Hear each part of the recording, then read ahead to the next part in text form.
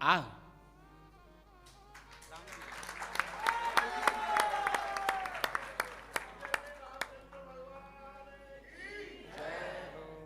आओ Arun,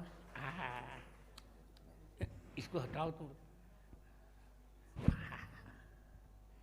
Today I'm very glad to meet you. It's my pleasure, महाराज जी।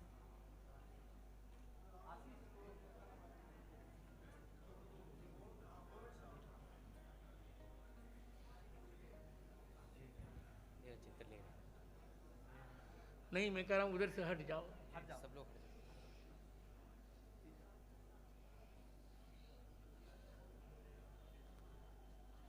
तुम अभिनय करते थे, 3 बंद आंखों से मुझे राम जी का स्वरूप दिखता था। बहुत कृपा आपकी, बहुत बहुत बहुत कृपा आपकी।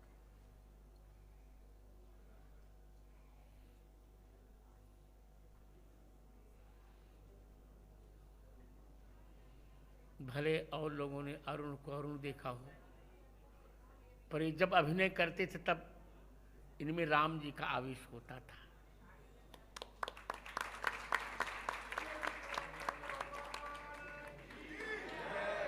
और इनको भी लगा होगा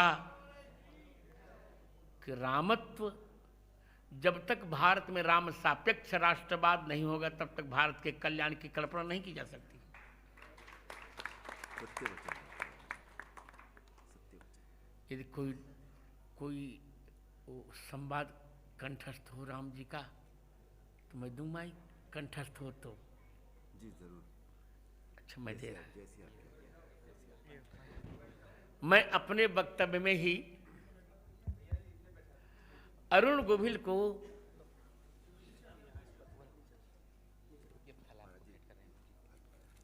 फल दे रहे हैं, राम जी फल। राम जी नहीं दे रहे हैं, अब अरुण दे रहे हैं। अरुण दे रहे हैं।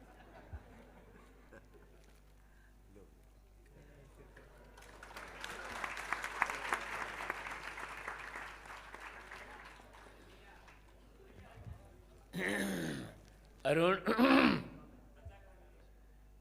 मेरे जीवन का सबसे बड़ा लक्ष्य रहा है राघव।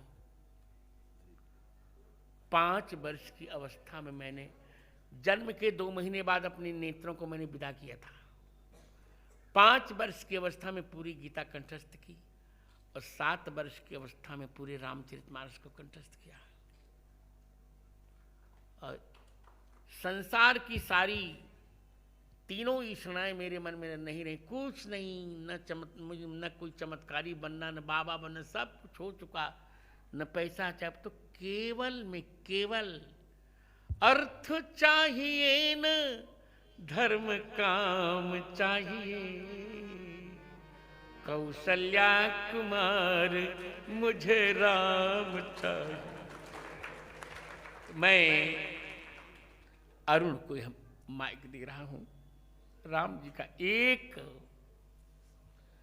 जो सीरियल में प्रसारित हुआ था, वह कोई एक परिसंवाद, मैं डायलॉग्स नहीं कहूंगा, परिसंवाद सुनाने के लिए।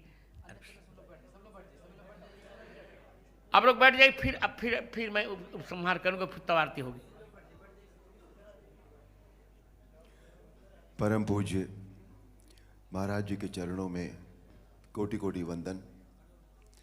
आप सभी बहनों भाइयों, आप सबके चरणों में नमन। आज मेरी बरसों की इच्छा पूरी हुई है, महाराज जी के दर्शन करके, उनका आशीर्वाद प्राप्त करके। जिस स्नेह के साथ उन्होंने मुझे अपने गले लगाया और उसमें जो भाव था, जो मुझे महसूस हुआ, वो या तो मां लगाती थी या महाराज जी ने लगाया है।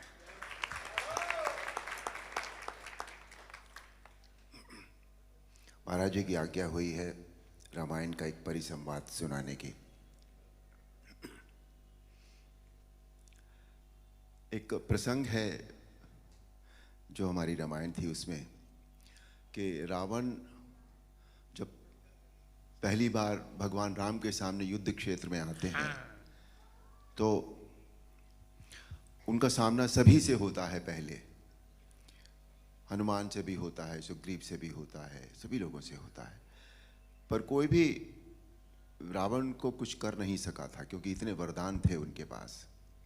पर संध्या होते होते जब वो भगवान राम के सामने जा पहुंचे तो भगवान राम ने उनके रथ का पहिया, उनकी ध्वजा रथ की, उनकी खड़क, सभी कुछ तहस नहस कर दिया। और एक पल ऐसा आया जब सदैव रथ पर चलने वाला रावण धरती पर खड़ा था, और तब भगवान राम ने उनसे जो कहा वो प्रस्तुत है। वाह रावण वाह, भगवान शिव के त्रिशूल की भांति प्रचंड वायुपुत्र हनुमान की मुष्टिका का प्रहार तुमने सह लिया। तुम सचमुच परम शक्तिशाली हो, परंतु कितने दुख की बात है कि तुमने अपनी ये शक्ति अधर्म के कार्यों में लगा दी और इस दुर्दशा को पहुंच गए। रावण, भक्त और ज्ञानी में अंतर होता है। भक्त चाहे मूर्ख हो परंतु हृदय का सच्चा और मन का सरल होता है, परंतु ज्ञानी तुम जैसा दुष्ट भी हो सकता है, जिसे स्वर्ण अलंका के राज सिंहासन पर बैठकर भी जीवन की अपूर्णता का कांटा चुभ रहा है। तुम्हारे जीवन में इस समय अशांति, चिंता और तड़प के अतिरिक्त और कुछ भी नहीं है। तुम्हारे जैसे हर दुराचारी को एक समय इस बात का आभास हो जाता है कि उसका अंत समय निकट आ गया है, और तब वो एक घायल सांप की भांति अपनी सुरक्षा के बिल ढूंढता फिरता है, लेकिन उसे कहीं सुरक्षा नहीं मिलती। वही अवस्था इस समय तुम्हारी है। तुम्हारे पाप कर्मों के विष के प्रभाव ने तुम्हारे मन की शांति को जला दिया है, और तुम उस पाप के विषैले कांटे की चुभन को छुपाने के लिए ऊंची ऊंची आवाज में बड़ी बड़ी डींगे मार रहे हो, जिन्हें तुम्हारा अपना मन भी सच नहीं मानता। रावण, इसी का नाम है दुर्दशा। रावण, युद्ध जीतने के लिए धर्म और आध्यात्मिक शक्ति की आवश्यकता होती है। पाश्विक बल और अस्त्र शस्त्रों की गिनती से युद्ध नहीं जीते जाते। तुमने एक समय लक्ष्मण से कहा था कि तुम्हारे यहां कोई नीति, न धर्म की नीति होती है न युद्ध की नीति होती है, परंतु हमारे यहां युद्ध का भी एक धर्म होता है। हम निहत्थे शस्त्रहीन शत्रु पर कभी वार नहीं करते। यह है रघुवंशियों की वीरता। तुम इस समय अपमानित अवस्था में, शस्त्रहीन अवस्था में केवल शत्रु की दया के कारण जीवित हो, इसी का नाम है दुर्दशा। अब जाओ, कल फिर शस्त्र लेकर आना, और अगले दिन हम सब जानते हैं, आप सब जानते हैं, अन्याय पर न्याय की जीत हुई, अधर्म पर धर्म की जीत हुई, अनीति पर नीति की जीत हुई, और असत्य पर सत्य की जीत हुई। बोल सियापति रामचंद्र की जय। महाराज जी, आज मैं तुम्हें क्या दूं? महाराज जी, आपने इतना ही दूंगा। तुमने बंद आंखों से मैंने राम जी को देखा है, और तुम मेरे छोटे भाई हो, से तुम जान के बोल रहा हूं, आप नहीं बोल रहा हूं। यदि तुम चाहोगे तो जगत गुरु रामानंदाचार्य होने के नाते मैं तुम्हें राम मंत्र की दीक्षा अवश्य दूंगा। मेरा अहोभाग्य महाराज, अहोभाग्य स्वामी। बैठ